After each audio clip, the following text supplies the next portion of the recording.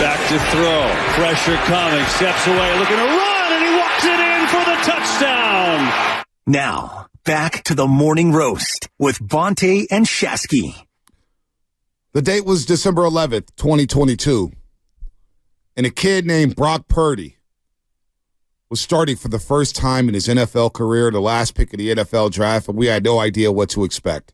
The week before, he lit up Miami, right? Replacing Jimmy Garoppolo. They win 33-17. But we didn't know. All right, let's see him start.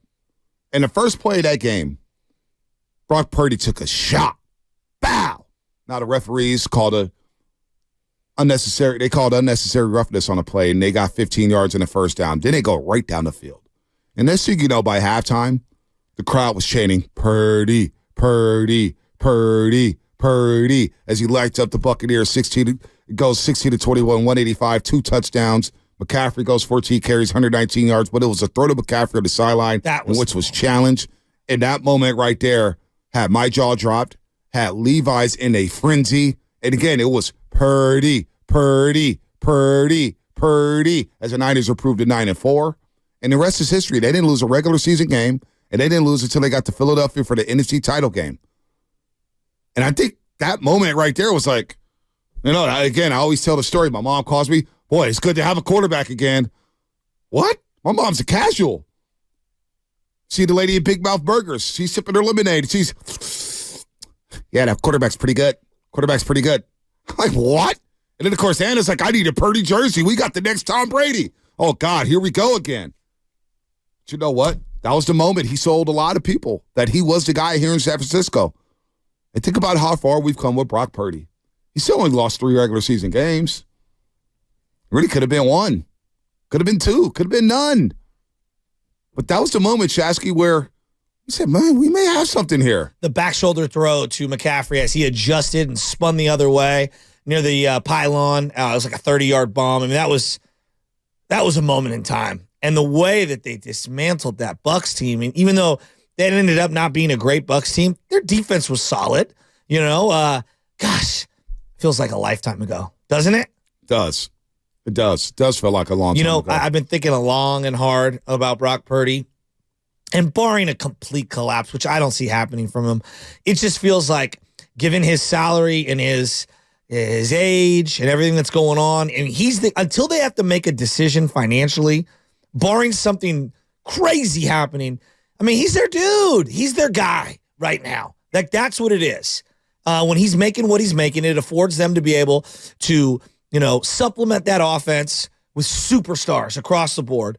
And then you're able to, on the defensive side of the ball, pay a premium for premium players. Yep. And it puts them in a position to win every single week. And you're going up against a Tampa Bay team with Baker Mayfield, who's actually played pretty good for them this year. Tampa, yeah, he's played pretty good. But losing Tom Brady has clearly affected them. Yeah, they're 4-5 on the season. They did win last week against Tennessee to snap a 4-game losing streak, but they lost to Detroit at home. They lost to Atlanta at home. They lost up in Buffalo on Thursday Night Football. They lost in Houston on that crazy C.J. Stroud comeback, 39-37. And they didn't even have a kicker in that game, the Houston Texans. So they just snapped their skid, 4-game losing streak. They still have a very good defense. Their offensive line, I don't think is good at all. And I think with the Niners feasting on the Jaguars' subpar offensive line by all the metrics, their offensive line is below average. Tampa Bay kind of falls in the same category. They've had some injuries as well. This should be a big-time game for their defense. But back to Brock Purdy for a second. You talk about that throw to McCaffrey. Here it is. Blitz coming. Purdy lofting, going deep. Has McCaffrey. He's got it! Touchdown, San Francisco! Listen to that crowd.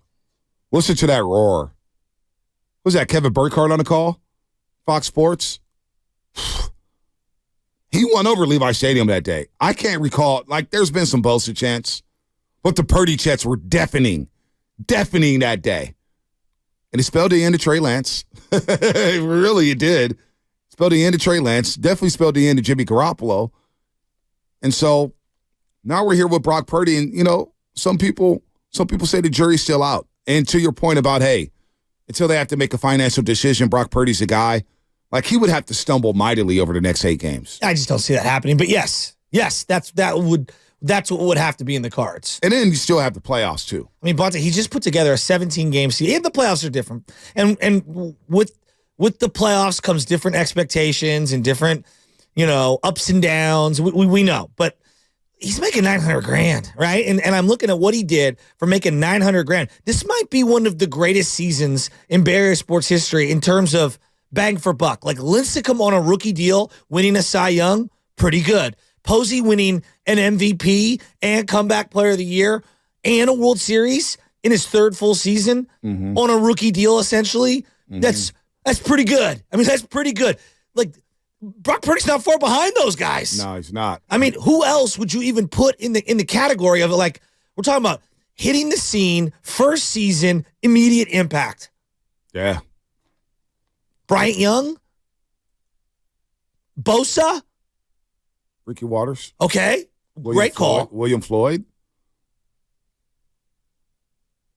Kaepernick was a good one. Kaepernick. Yeah, even though that was his first full season. Second season in the NFL. That's a great one, in fact. Patrick Willis. So, Patrick Willis is up there. No doubt about that. Joe Staley had an impact. But Joe Staley was good. Wouldn't we agree quarterback kind of changes the equation? Quarterback's a glamour position. Yeah. They get the old adage. They get all the credit when you win. They get all the disrespect when you lose. It's always been like that. It's always looked like that. But Purdy, I'll tell you what, man. He looked good last week. Now, he needed all the weapons, right? And that's no knock on Brock Purdy. I want to emphasize this again. When you have Debo, Ayuk, and McCaffrey and Kittle in this lineup, Brock Purdy makes it work. You score 30 a game. You do. When all of them were playing, you scored over 30 points a game. Now, if you take one of them out, you're down to 17, right? Now, obviously, Ayuk didn't play on the Thursday night game, but the New York Giants, we all agree, they stink. They're one of the worst teams in football. They might get the number one pick. They might. I mean, they're that bad. Legitimately might get the number one pick. I laid to 17 with the Cowboys. It didn't even flinch. Didn't even sweat. Like, in gambling, you never lay that many points. I laid to 17, was like, just wake me up when the game is over. Let me cash a ticket. That's the cow. Like, Brock Purdy, though, going back to him, and look, we're all going to judge him on what he does in the postseason. But you got to get to the postseason. And these next games coming up, starting with Tampa Bay, everybody's saying this is a trap game. Personally, I think it's going to be a blowout. I think the Niners are going to roll this week. And then you have the short week against Seattle. And then the tough stretch that we've highlighted all season long, it begins. By the way, this NFL season is flying. Felt like a month ago, we're like, wait till we get to December and start talking. Seattle. Damn, we're already at Thanksgiving. We got Tampa, Seattle, Philly, Seattle. Yep.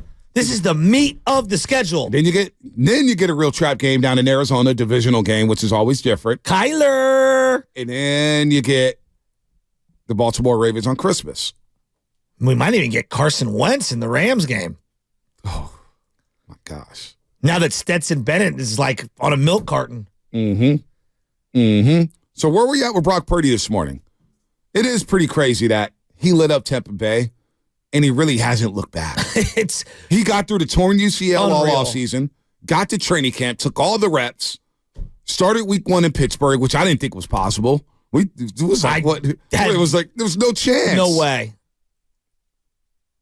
And here we are, getting ready for another second half surge. That's what we needed to see last week in Jacksonville. The way people are skeptical on Aaron Rodgers' return from Achilles, which I know there's more data on that injury and what, like that's how I was on Brock Purdy being ready week 1. And not only has he been ready week 1, he's been amazing. Absolutely amazing.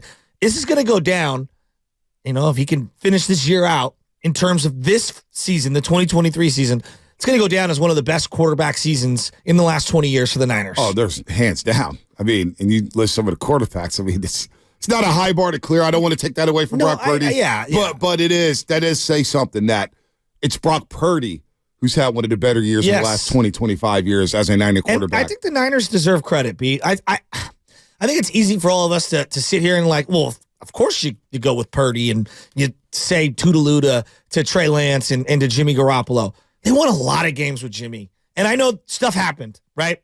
Jimmy could have been playing, I don't know, shouldn't have been playing in the NFC Championship game or suited up or whatever. Stuff happened, but they won a lot of games with Jimmy Garoppolo. And you see this in a lot of situations. It's difficult to move off people. It's difficult to go, hey, this guy, this third stringer, lit everybody up for 7-8 games or whatever it was, won some playoff games, has a devastating injury. It's very easy to be like, I don't know. They were sticking to their guns, and they said, he's our guy all along. All along. They deserve a ton of credit for pivoting from their master plan. No doubt. No doubt. I don't know if I would have had the guts to do what they did. Even with the data of watching Brock Purdy play that many real games, I would have been, more worried about bringing in, maybe you bring in a legitimate competition. Maybe you, there was no competition. There was no competition. I know. It was Purdy's job from the get-go. So, yeah. They had a lot of guts. They had a lot of guts to do that. It's guts, but you also got to realize that the NFL is a year-to-year league now. Yeah. It is a year-to-year league now with all the salary cap and the transition and injuries. And it's what have you done for me lately, unless you got one of those dudes like Mahomes. So they do get credit. They get credit for that. Brock Purdy deserves a lot of credit for coming back here, but